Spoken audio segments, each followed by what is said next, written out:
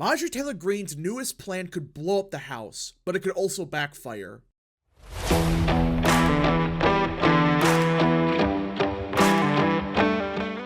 What is up, people of the internet? It is me, Real American, back again with a new video. Today, we have to talk about what's happening with Marjorie Taylor Greene because there's a good possibility that she tries to overthrow Mike Johnson in a couple weeks.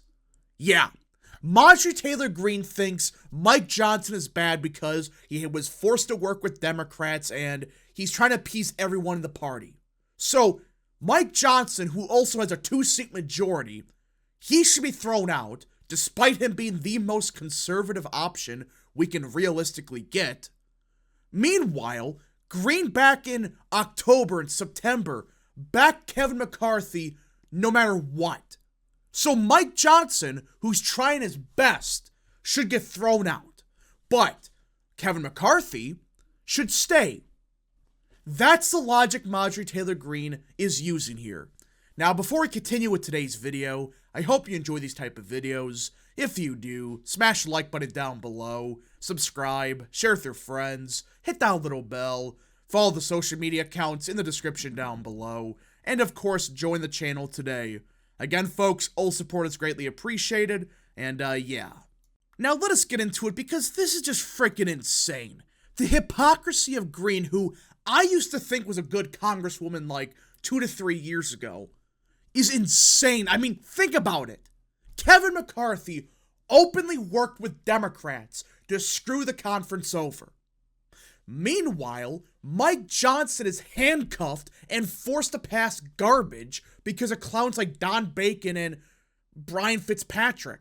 You know, that's the difference. Johnson's forced to pass this crap, while McCarthy had the leverage and he burnt that leverage. He threw it out, wasted it, and now Mike Johnson is forced to make these bad decisions because of McCarthy.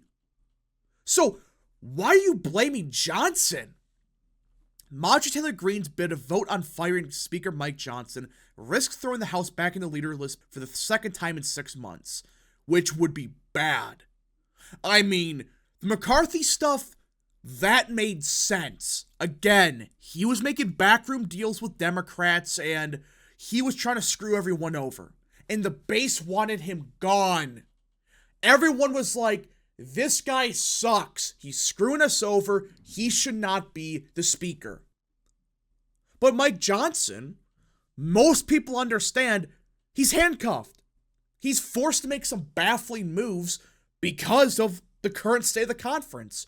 When you have morons like Don Bacon in a 2-seat majority, yeah, he's gonna make some baffling moves, but the difference is, Kevin McCarthy, he actually had leverage when he was the speaker, and he wasted it. He burnt it up, threw it out.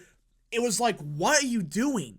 And Mike Johnson now has no leverage, because now you have people like Don Bacon openly saying, we need to force a vote on Ukraine and all of that. I mean, how can you blame Johnson for that? He walked into a tire fire, he's trying his best, and you got morons like Greene trying to cause even more problems. And let's face it, she's only doing this because she wants attention. I mean, that's the reality. She's not doing it because she thinks, oh, we could get a better option for speaker. No, you can't. Hell, Matt Gaetz even said, this is stupid. The Georgia Republican last week introduced a resolution ousting Johnson that she hasn't said when she will force a vote on, but trained it as an early warning to the speaker after he pushed through a government funding deal that his right flank loathed. Should Greene decide to tee up that vote later next month, after Johnson's margin shrinks to just 1 vote, she might need only a single colleague on her side in order to fire him, so long as Democrats unite against saving his job. I mean, I just don't get it. First of all, Democrats are not going to do that, and you'll understand why. They want Johnson now. Because Greene's move here, this is going to give Democrats all of the leverage over Johnson. I mean, if they save him, Johnson will be forced to give them whatever they want. And that's why they're probably going to save him if this vote ever happened. And this is the biggest reason I'm opposed to this. Has Johnson been perfect? No. He's made some moves, but think about it. He's been handcuffed this entire time. And can you imagine Democrats save him? Johnson would then basically give Democrats anything they wanted because they saved him.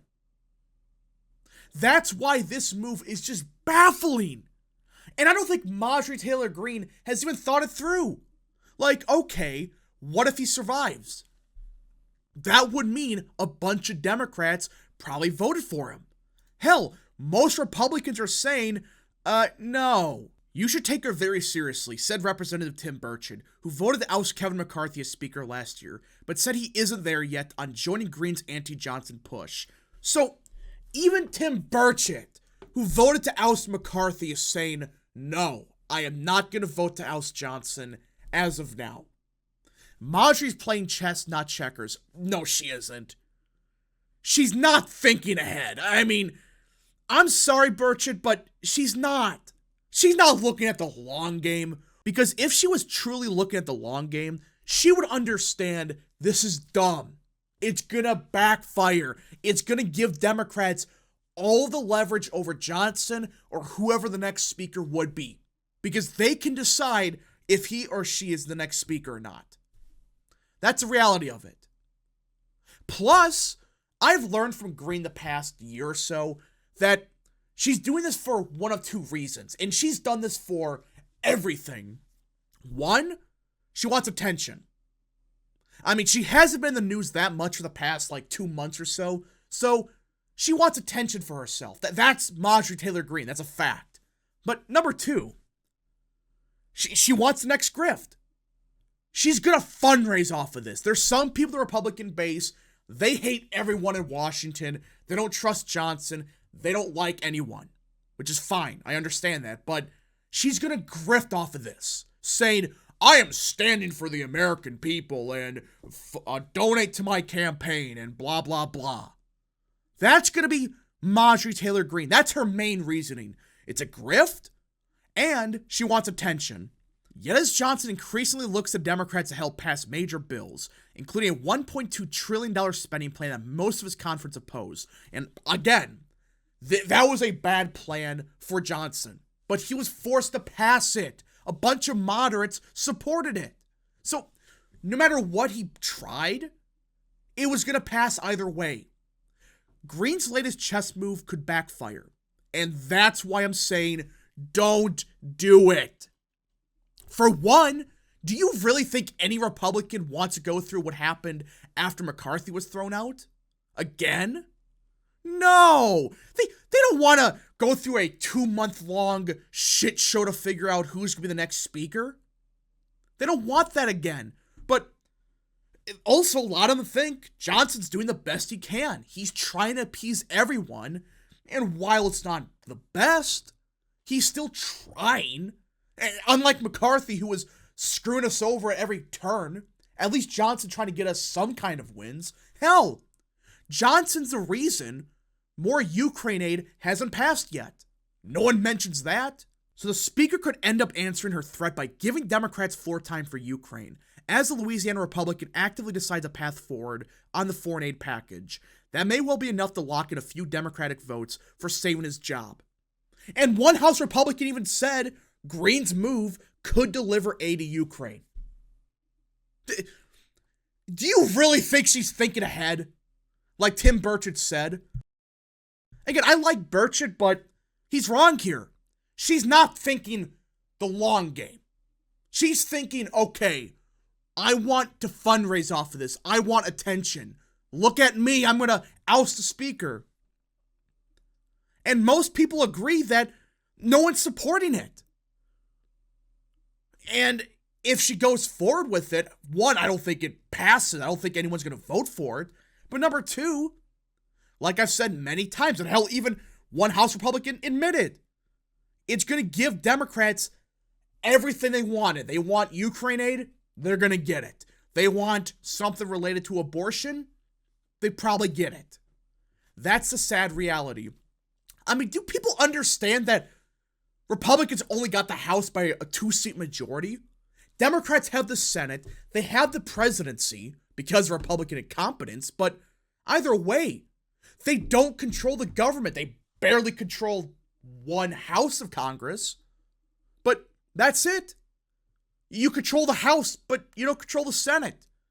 So what do you expect Johnson to do? Pass some far-right bill that's going to ban immigration? No, that's going to cause... first of all, it's not going to pass.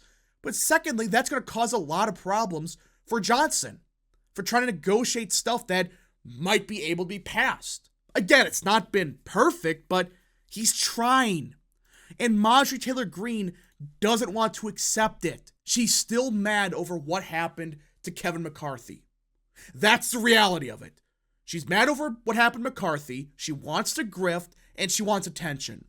But luckily, it seems like no one actually supports what Greene is doing.